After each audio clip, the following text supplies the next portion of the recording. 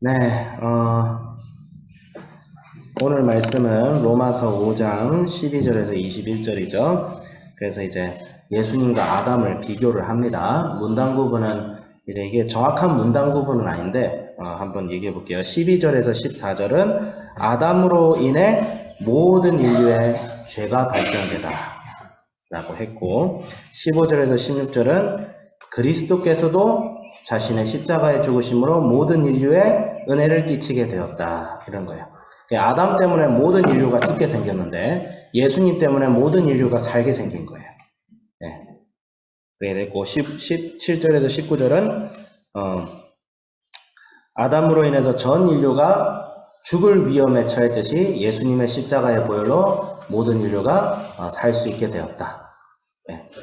그리고 20절은 율법은 죄를 죄로 더하게 할 뿐 더하게 하나 그것 때문에 오히려 은혜가 승하게 되었다. 그러니까 좀 말이 복잡한데, 은혜가 율법이 있기 때문에, 아이러니하게도 율법이 있기 때문에 우리가 죄인이라는 것을 깨닫게 되고, 내가 죄인이구나. 근데 예수님의 십자가의 보혈로 내가 구원을 받을 수 있다는 사실 때문에 어떻게 돼요? 죄를 많이 지은 사람은 오히려 은혜를 더 받게 되었다. 이게 아이러니한 거죠.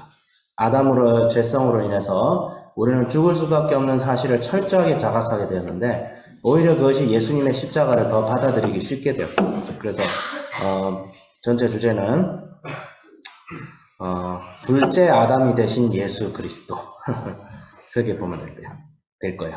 우리가 원죄로서 하나님 앞에 저주를 받은 존재가 되었던 것은 아담의 원죄로 인해서죠. 아담이 죄를 짓고 우리의 조상이었던 아담과 하와가 하나님을 배역하고 죄를 지음으로써 아담과 하와의 후손이 우리들도 똑같은 죄를 짓고 하나님 앞에 불순종하는 족속이 되었는데, 예수 그리스도로 인해 새 피조물이 된 우리들은 어떻게 돼요? 이제 예수님 때문에 이제는 살게 되었다는 거죠. 아담 때문에 너희들이 죽었지? 이제 예수님 때문에 너희들이 살아, 이거예요. 같은 원리를 얘기하고 있어요.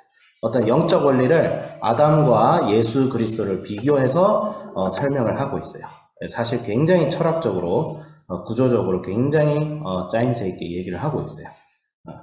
그런데 중요한 것은 로마서 우리가 중요한 것은 이걸 생각을 해봐야 돼요. 그러면 왜 예수님께서 오시기 이전까지 율법의 역할은 무엇이었을까? 율법의 옛날 사람들은 예수님 없이 살았잖아요. 오실 예수 그리스도를 믿었다라고 돼 있는데, 오실 예수 그리스도를 믿었다라는 의미가 무엇인지를 우리가 잘 생각해봐요. 그래서 어제 이제 주일에 나다니엘 김 목사님께서 설명을 해주셨지만, 언약 성경은 큰 세 산맥으로 이제 우리가 봐야 된다는 것을 알 수 있죠. 첫 번째는 구속사, 하나님께서 자기 백성을 어떻게 구원하셨는가. 그 다음에 언약적 관점, 하나님께서 자기 백성을 구원하기 위해서 구체적으로 어떤 단계를 밟아오셨는가. 그 다음에 하나님 나라 관점, 이건 뭐예요? 하나님께서 무엇을 위해 우리를 구원하고 계시는가, 이런 거죠. 네. 구속사는 전체적인 흐름이라면, 이제 언약은 그 구속사의 어떤 방법을 얘기하고 있고, 하나님 나라는 구속사의 목적에 대해서 얘기하고 있어요. 네. 이 세 가지가 성경 전체를 꿰뚫는 것인데, 로마서는 사실 로마서를 온전히 잘 이해를 하려면 구약을 이해를 해야 됩니다. 구약은 한마디로 얘기를 하자면, 우리가 그림을 그리기 이전에 연필로 스케치를 하죠. 그렇죠? 그림으로 화려한 수채화라든지 색깔이 있는 그림을 그리기 전에 연필로 밑그림을 다 그립니다. 연필로. 여러분들은 실력이 있어서 그냥 붓으로 일필휘지 하나요? 저는 연필로 해도 그림 잘 못 그려요. 근데 중요한 건 뭐냐면, 연필로 이제 그림을 먼저 싹 그려요. 사비 연필로 캔버스에다 딱 그린 다음에 구상을 하고 지우개로 지웠다가 막 한 다음에 이제 그림을 그려야겠다. 그럼 어떻게 해요? 물감으로 이제 붓으로 덧칠을 하잖아요. 그렇죠? 덧칠을 하고, 그럼 어떻게 돼요? 연필 스케치는 사라집니다. 하지만 연필 스케치 때문에 그 그림이 그려지듯이, 어떻게 비유를 하자면 구약이 바로 연필 스케치예요. 하나님께서 먼저 구약을 통해서 연필로 스케치한 다음에 그 다음에 붓을 대고 색을 칠하고 그림의 형태가 온전히 드러나게 되는 게 뭐예요? 그게 신약이에요. 신약. 그래서 구약은 바로 뭐예요? 오늘날 우리가 예수 그리스도를 믿고 십자가로 인해 구원받고 하나님 나라가 확장되어지는 이 놀라운 하나님의 은혜의 언약을 위한 과정이에요. 과정. 구약은 절대로 구약 그 자체로 존재하지 않습니다. 구약은 하나님의 장차 다가올 하나님의 커다란 은혜의 그 약속을 위해서 하나님께서 미리 주셨던 거예요. 구약의 백성들에게, 특히 이스라엘 백성들에게.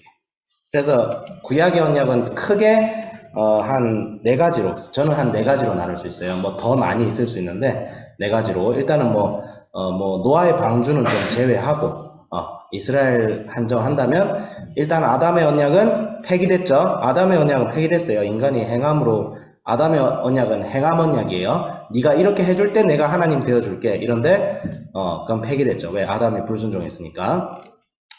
그 다음에 노아다 그런 게 있는데, 아브라함의 언약, 우리가 직접적으로 볼 수 있는 언약, 우리에게 직접적으로 다가오는 언약, 최초의 언약은 아브라함의 언약이죠. 아브라함의 언약은 딱 3가지를 약속했어요. 하나님께서. 첫 번째는 많은 후손을 너에게 주겠다. 그리고 2번째는 이 땅을 너에게 주겠다. 가나안 땅을 너에게 주겠다. 그리고 3번째, 이게 아주 중요한 건데, 너의 후손을 통해서 천하 만민이 복을 받게 할 것이다. 예, 그렇죠. 이 3가지 약속을 줬어요. 그 다음에 모세의 언약이 세워지죠. 모세의 언약은 400년 뒤에 이스라엘 백성들에게 뭐라고 하죠? 나는 이제 너의 하나님이 된다. 이거예요. 나는 이제 너의 하나님이 된다. 그러니까 너희들도 나의 백성답게 살아라. 이게 모세의 언약이에요. 모세의 언약을 착각해가지고 율법을 지켜야 되는 언약이다 이렇게 생각하는데 아니에요. 율법을 지켜야 되는 목적이 구원받기 위한 것이 아니라 나는 너희를 애굽 땅에서 인도해낸 너의 하나님 여호와로다 이렇게 얘기했어요. 이 하나님께서 이미 선포했어요. 하나님께서 이스라엘 백성들을 출애굽에서 먼저 구원하신 다음에 율법을 지키라고 하신 거예요. 이게 무슨 말이에요? 행위 언약이 아닙니다. 이게 많은 사람들이 구약 때는 행함으로 우리가 구원받았고 신약이 되면 은혜로 구원받아 이렇게 착각을 해요. 아닙니다. 그렇지 않아요. 구약에 대해서 이걸 잘 해야 돼요. 예, 그렇지가 않습니다. 구약 때도 은혜로 구원받았어요. 하나님께서 나는 너희를 인도하여 낸 너희 하나님 여호와로다. 그러니까 나는 이제 너희들의 하나님이야. 그런데 나는 거룩해. 그러니까 너희도 구원받은 백성으로서 이제는 거룩하게 살아야 돼. 그래야 너희들이 복을 받아. 안 그러면 너희들한테 징계가 임할 거야. 그게 모세의 언약이에요. 시내산에서. 물론 이스라엘 백성들 말 지지리도 안 들었죠.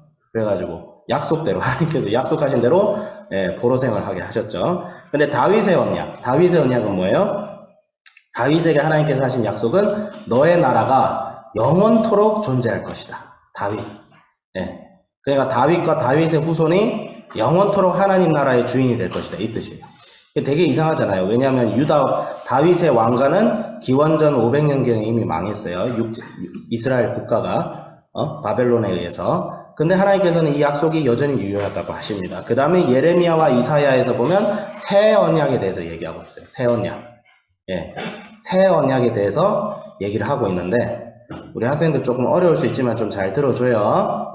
어렵지만. 그래서 예레미야 31장에 이런 얘기가 나옵니다. 나 여호와가 말하노라 보라 날이 이르리니 내가 이스라엘 집과 유다 집에 새 언약을 세우리라. 32절 나 여호와가 말하노라 이 언약은 내가 그들의 열조의 손을 잡고 애굽 땅에서 인도하여 내던 날에 세운 것 같지 아니할 것은 내가 그들이 남편이 되었어도 그들이 내 언약을 파하였음이라. 이게 뭐죠? 자, 애굽 땅에서 인도하여 낸 날에 세운 것과 같지 아니하다라는 말은 바로 모세의 언약과 다른 새로운 언약이 세워질 것이다.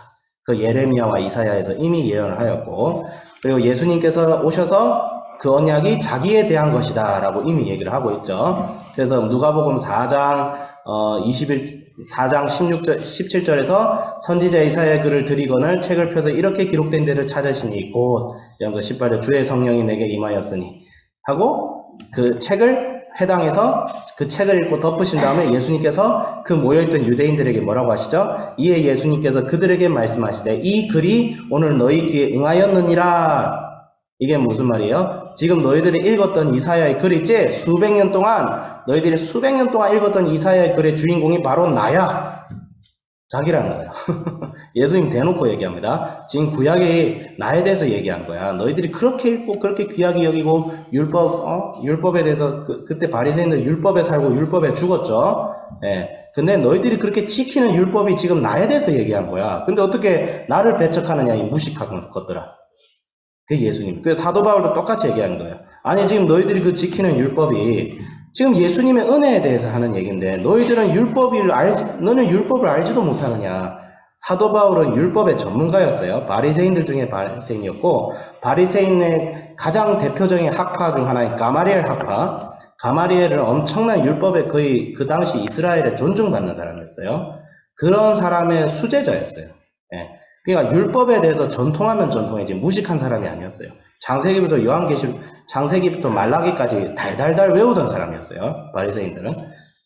사도 바울이 얘기하는 거예요. 너희들은 율법을 알지 못하느냐. 율법이 왜 존재하는지 알지 못하느냐. 그 예수님의 은혜를 위해서 율법이 존재했던 것인데 그러니까 그림을 이제 화려하게 다 그려놨어. 그럼 이제 이 그림을 취하면 되는데 왜 연필 스케치로 돌아가려 하느냐는 거야. 연필 스케치 했잖아. 그림 색칠했잖아. 그럼 그 그림이 완성이 되는데 왜 연필 스케치로 다시 돌아가려 하느냐는 거야. 제대로 되지 못한. 그래서 율법은 전에 이제 로마서 5장 1절에서 11절에도 뭐가 얘기가 나와요? 모든 이가 은혜로 우리는 오직 구원을 받는다는 거죠. 은혜로 구원을 받는 것이지 율법의 순종함으로 구원을 받는 것이 아니다. 율법은 믿는 자에게 하나님께서 주신 선물이고 규범이고 다만 그건 있어요. 이스라엘 백성들 때에는 하나님과 백성들의 관계가 철저한 주인과 종의 관계였어요. 그래서 그 당시 구약시대 때는 이스라엘 백성들이 하나님을 감히 아버지라고 부를 수가 없었어요. 그거 신성모독이었어요. 하나님을 아버지라고 부른다는 것은 신성모독이었어요. 근데 오늘날 예수님께서 오셔서 은혜의 시대가 된 다음에는 이제 하나님을 아버지라 부를 수 있는 오히려 더 큰 화평을 누릴 수 있게 된 거죠. 네. 그래서 예수님께서 제자들에게 얘기했죠. 너희들이 지금 듣는 귀와 보는 눈이 복이 있다. 많은 왕과 선지자들이 너희들이 보고자 하는 것을 보고자 하였지만 보지 못하였다. 그 얘기를 하는 거예요. 그게 뭐예요?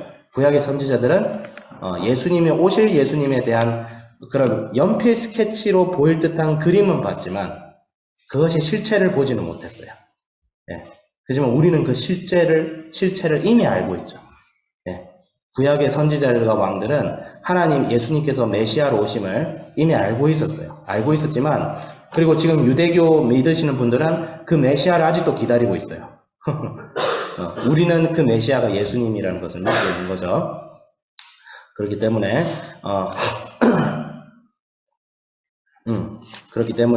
우리가 이제 어떻게 하냐? 여기서 이제 어제의 말씀을 보면 평화를 누리자.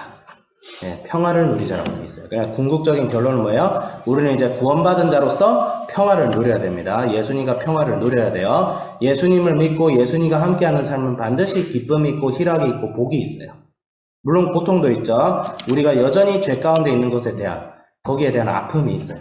그 아픔을 느낀다는 것 자체가 사실 구원받았다는 증거예요. 근데 어제 목사님께서 많이 좀 강하게 얘기한 부분이 있죠. 구원이 취소된다.